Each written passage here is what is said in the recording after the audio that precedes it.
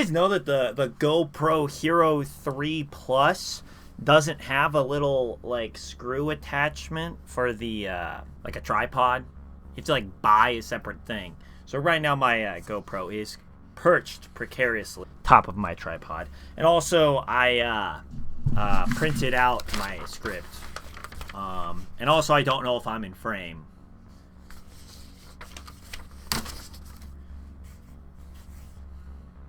Also, it's 11 a.m. on a Thursday.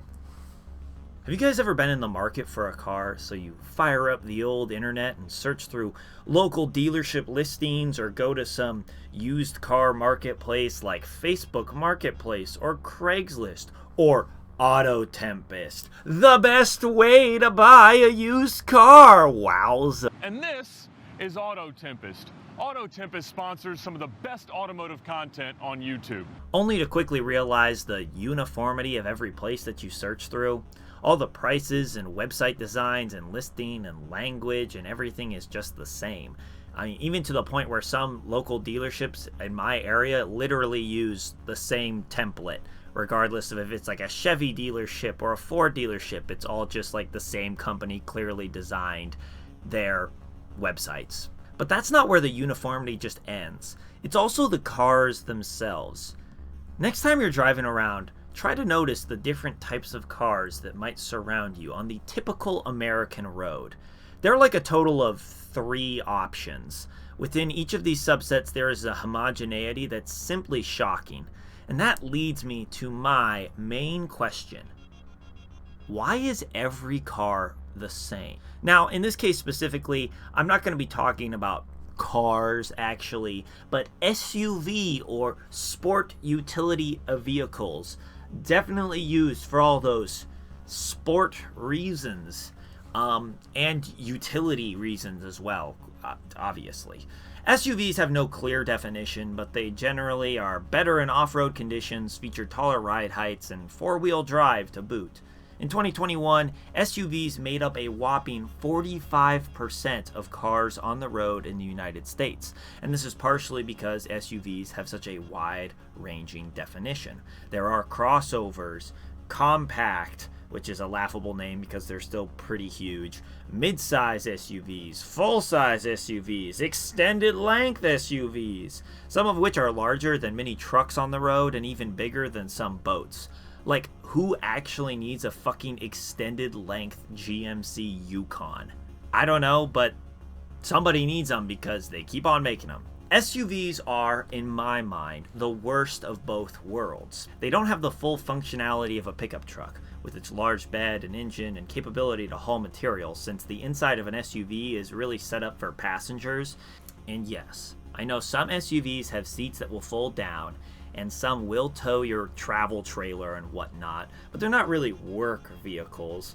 But they're also not as functional as a car or a minivan in terms of like just carrying passengers.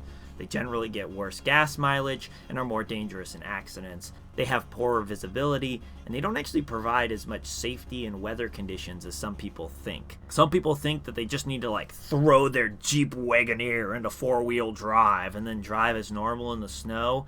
And believe it or not, the physics of cars just doesn't really work like that. And a lot of the time it gives drivers a false sense of security, and then they crash.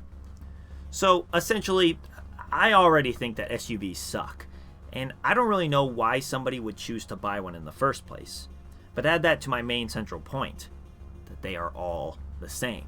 Now let me be clear, I'm not talking about the quality of these vehicles in question. I'm sure that some will run to 300,000 miles while others fall apart as soon as you drive them off the lot. I'm also not talking about performance or engine quality either. I'm sure some of these vehicles have ultra oil coolant lines that allow for more horsies through their intake, and that really lets it rip when you pump that gas pedal. But I don't really know or care about any of that for it to really matter to me personally. I'm just talking about the design of the vehicles, how they look. It's like all the car companies in the world gathered together and decided that they were all going to fit into the exact same slot for cars, and no one can deviate from what an SUV should look like. So here are some examples of what I mean, and please note that some of these cars are literally from the same parent companies, which I recognize, like Chevy and GMC or Kia and Hyundai. I know, but still. The Hyundai Palisade, the Kia Sorento, the Toyota Highlander, the Jeep Grand Cherokee, the Subaru Outback, the Nissan Pathfinder, the Honda Passport, the Mitsubishi Outlander, the Ford Edge, the Mazda CX-9, the Hyundai Santa Fe, the Dodge Durango, the Chevy Traverse, the Volkswagen Atlas, the Buick Enclave, the GMC Acadia, and then there's like the Jeep Wrangler, which also looks like a Ford Bronco to me, and a Land Rover, and that Toyota one too, and one of the Samurai, and the Geo Tracker, and the Suzuki Jimmy. I guess those are all the same too. Oh.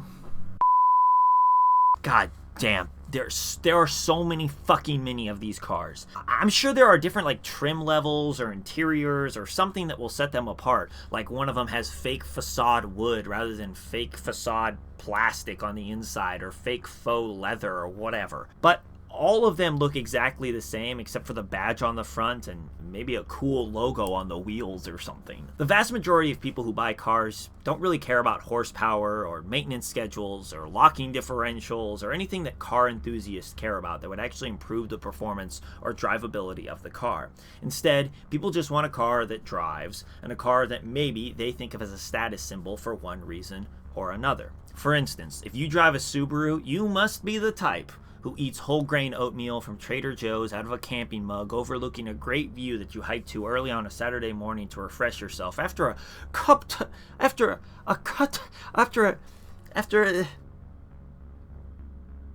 tough couple of days in the cubicle because your manager really wants those analyst reports by Monday. If you drive a Ford, you're a dyed-in-the-wool American homebody who's not afraid to get his hands a little dirty in order to get the job done right, even though the most physical activity that you actually participate is picking up another chip covered in queso while you watch the Cowboys lose another playoff game. Or something like that. Now, those are obviously broad general stereotypes, of course, but people internalize those as being real, and they truly believe that driving an American car or truck or SUV actually means something, or that Japanese cars are just inherently more reliable. I also think that there's like a strange racial prejudice in that sentiment as well, because the view of Asian people as hardworking and detail-oriented and studious is still a stereotype. It's not a negative one, but it still feels wrong when people are like, the build quality in a Toyota is just far superior. You know those Japanese. Ugh. Okay, Grandpa. I knew a guy, for instance, who worked at a Chevy dealership. And he had a giant Chevy logo tattooed on his inner bicep, and the inside of the logo was the American flag. And he drove a giant, jacked up Silverado 2500, and he fully identified as every expectation placed on him, and he sort of reveled in that. You just know that this guy loved Toby Keith, that he supported the troops, and definitely had a blue line flag somewhere in his home, and that he questioned global warming scientists despite not having any science education past 10th grade biology, which he got a C- in. Now, don't get me wrong, I mean, I am a big-time Chevy enthusiast. Yeah, I'm kind of a truck guy. kind of big into truck things. I'm a Chevy kind of guy. Yeah, I'm just really into truck stuff. You see here, I got the thermostat. Drill a hole in that bad boy because that's what somebody online told me to do. There's the coolant all leaked out. Whoops. But I'll probably just dump it in a drain pipe or something. It'll probably be okay. So kind of a big truck guy. You know how it is. Just a truck. So, yeah. Also, that truck blew a head gasket almost immediately after I shot that video, and the starter motor went out. Chevy, am I right? These cars give people comfort, I guess. You get the brand that you can identify with, and you know comfortably that it's not enough to truly set you apart from the 20 other versions of the same car on the road. The one next to you at the stoplight maybe was developed in Korea, and that might be a problem to you. But functionally, it's the same car. But you get to stay the Chevy guy, or the Toyota guy, or whatever you deemed as important to your personal image. People, at the end of the day, want to be different, but only different enough. For instance, I wear black skinny jeans. This is because in the early 2000s, lots of bands that I liked wore black skinny jeans. Dashboard Confessional, Blink-182, Under Oath. I wanted to be like them, but I did not veer into the full emo get-up with the neon green hair swoop, millions of armbands, blasting Pierce the Veil on my way to Warped Tour, black eye makeup, and Sharpie marker drawings on my arms. I wanted to be different from the people around me wearing American Eagle or Hollister, but not that different. That is what these cars represent to a lot of people. They are different in their brands and the associations that people have with their brands, but they're not actually different in any meaningful way. We all want to categorize everything in our mind because it just makes it easier to understand the world. So cars fit into that same mindset. It also helps to appeal to the broadest range of people possible, whether it's a 20-something buying their first adult car, hashtag squad goals, or an old man buying something reliable for his last days on the road. It makes sense that car designers would want to try and sell to both of those markets. That includes the global market. World domination. Where it used to be possible to differentiate between a British car, an Italian car, an American car, but now car companies want to sell the same car in all of those countries, so they need to be able to market it to as many places as possible. Lastly, there is an element of form versus function here. The designs of these SUVs have elements that people like, such as cargo space in the trunk, legroom, and some ability to tow or haul, I suppose. They have okay gas mileage, which lets people justify getting one, and there are even electric and hybrid models available for all you green freaks out there. Throw your hands up if you love planet Earth. Ooh, ooh, ooh, ooh. Give me a hell yeah if you don't want the ozone layer to erode, leaving us vulnerable to radiation and heat from the sun. Woo, hell yeah. High five the person next to you if you don't want the polar ice caps to melt. Let's go. Revolutionary stuff from those green freaks out there. Now, let's be real. Electric cars aren't really the perfect solution to climate change, since we still burn fossil fuels to create electricity, which then charges up everybody's Teslas. But they have less of an impact on climate change than every other car. Big thumbs up there. Again, people want these benefits of an SUV that they think they can take off-road when they go to the lake once a year, but mostly it's just going to be parked in the strip mall parking lots in the suburbs. I just wish that these cars were like a little more unique. And yeah, that might mean that some cars look really stupid to you. And that's all right. For every person who laughs at the Chevy SSR, somebody out there thinks it's cool. My aunt has only owned PT Cruisers since they came out because she thinks they're cool. Someone really likes that really cool tiny truck bed on the back of a Subaru Baja, or on the back of the Subaru Brat, which I think is fucking badass. Bring back the Brat, Subaru, you fucks. For every person who drives a Ford F-250 to work every day, somebody out there wants a tiny truck to come back too. Give me the Ford Courier. What the fuck, Ford?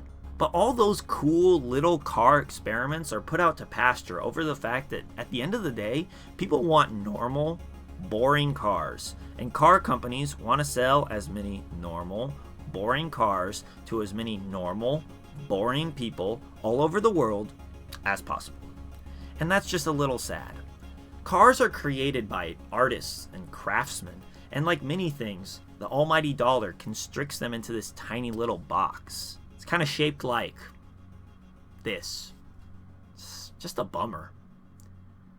And this is coming from somebody who drives a 2016 Ford Focus, which is also pretty fucking boring. Well, bye.